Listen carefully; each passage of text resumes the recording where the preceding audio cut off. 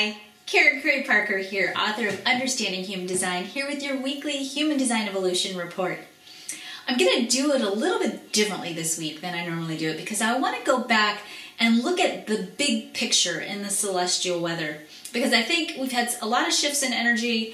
Probably a lot of you have even felt and noticed this, and I think it's a good time for us to go back and look at the overview of what's happening and kind of check in and see where are we at on our evolutionary journey, because where you are at is important not only for your own sake, for the sake of evolving your own life and creating abundance in your own life, it's also really important for the world. The more you access your abundance, the more you add to the vibration of abundance on the planet, and the more you support the evolution of an abundant world for everyone. So don't think for a second that your own personal struggles and your own challenges or your own inner dilemmas don't have an effect on all of us. They do. And I'm not trying to say this from a guilt perspective. I'm saying you matter.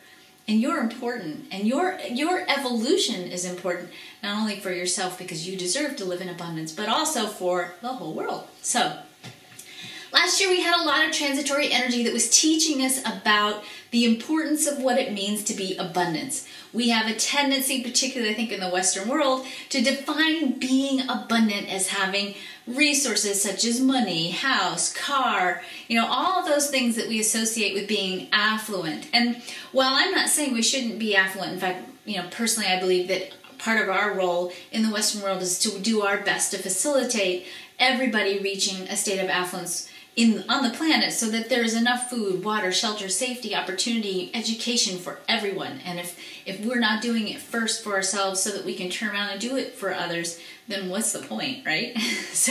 But we've had a lot of lessons in the last year. And when we talk about abundance, a lot of times we're talking about money. And when we talk about money, we're talking about work. And a lot of times we are tying the whole concept of money to work and what we do versus who we are. What we see in the Human Design chart in the Gate 55 is that the true source of abundance isn't work. In fact, the energy for creating abundance isn't anywhere near the sacral or the energy for work. The energy for abundance comes from our relationship and our awareness that spirit and the awareness of spirit as source is what creates abundance in our life. Yeah, it's fluffy. Yeah, it's woo-woo. And yeah, it's tricky, frankly. And the environment and the energy that most of us are swimming in all the time, we are so deeply entrenched in collective beliefs that marry our work to our money. The celestial weather, the planets have been showing us that there's a different way to create abundance in your life, that it's not about what you do, it's about who you are. Now we've had a little bit of a breather in that energy, and it's shifted and given us a different perspective, a more expansive, dreamy quality with it. But because we've also had this really intense do motion energy kind of planetary transits that have been transiting through in the last couple of months, it's been, I think for a lot of people, it's felt a lot like pressure. There's been pressure to create, pressure to manifest, pressure to make your dreams come true, pressure to get to work. And that pressure, of course, is important because it does oftentimes inspire us when perhaps we've felt the despair, but the pressure can also be exhausting and ultimately can even burn you out. We've had some big shifts in the celestial weather in the last week, some that are sort of retrograde shifts. Most importantly, the Uranus is in the 38, so we have the energy for fighting back again in Uranus, the planet of the unexpected, or the planet of expansion. We've got the 14 now in Saturn, where before we had the 34 power.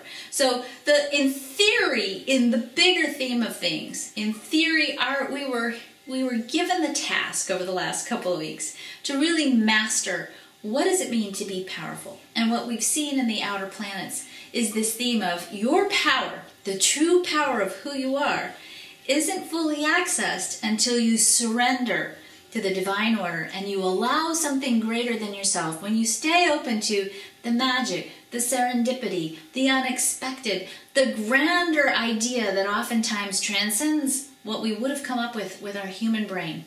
When we are flowing in those energies as we have been, we've been trained to start looking at accessing infinite power, allowing source to leverage itself through us in a way that allows us to create and achieve more than we could do if we were just using our sheer will and our sheer effort. That energy has shifted out. We are now back in the Saturn in 14, which we will be until September. That 14 energy is all about money and resources. Now, if you have this energy in your chart, it actually can sometimes mean that money can either be easy for you, sort of something you don't think about, or depending on what planet it is, it might be something that's exceptionally difficult for you.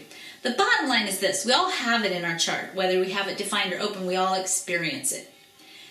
The bottom line is, if you look at the chart as a blueprint for what's possible, we are all designed to be abundant through our acceptance and recognition of spirit as source, and we're all designed to have all the resources that we need to fulfill our life purpose and our destiny. Being broke, struggling for money, all of that stuff's not actually part of the chart. It's the low expression of the chart. It's what happens when we're not living true to ourselves, when we're not following our strategy, when we're not being truthful and authentic with who we are and expressing that out into the world in a powerful way. The theme of money is coming up for us again this summer. And it's coming up for us again with a different perspective on it now. We've been learning about faith. We've been learning about power. We've been learning that we can access resources when we let go.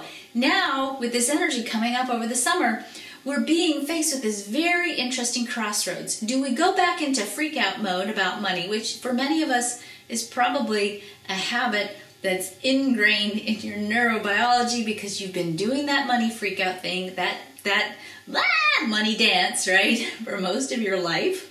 I know that one well myself. Or do we now put pedal to the metal and go back to that very tricky place that we've been mastering over the last year and learn about what does it mean to have faith? What does it mean to trust the universe? What does it mean to be who you are? And to know that simply by virtue of being who you are, the support shows up. It's easy to have faith in things like fairies and flowers and nature and angels and things that aren't always so hugely bearing down in the relevancy of your 3D world. It's a good place to start. Having faith in fairies is a good place to have training wheels in your faith building riding lessons, right? But we're really being invited now to step into a deeper place of having faith that our physical 3D support is going to be made manifest simply by having faith and by staying true to who you are. This is the lesson the next couple of months are bringing us in the planets. This is the lesson that we have to integrate very deeply. We are in a really interesting place on this planet. We are really facing some interesting challenges as a species. And whether, we want to pretend like it's not happening or not, and that's okay. Either, whatever strategy you have for coping is totally cool. I have no issue with that. However, I'm going to say there is an elegant solution available for this world's evolution. No doubt about it. There is an elegant solution available for us to evolve in a way that is abundant and peaceful and easy if we choose it. The trick is to learn how to choose it, and we're getting practice creating it in our own lives first so that we can have the experience and the knowledge and the trust that when we let go and surrender to the greater order, to the infinite goodness that is the universe, that the elegant solution appears. And the world continues to evolve just as your life will continue to evolve the moment you let go and embrace the beauty of who you are and stand strongly in that expression without compromise and know that it's simply by you being you, the full expression of you, you as you are designed to be, that you will fully access your abundance in every way possible. So that's what we're working on starting this week. So get to work. Definitely meditate. I would certainly suggest take an inventory on where do you stand with money and think of it as a metaphor for taking an inventory for where you stand with your awareness of spirit as source. Have a wonderful week. I'll talk to you next week from the beach.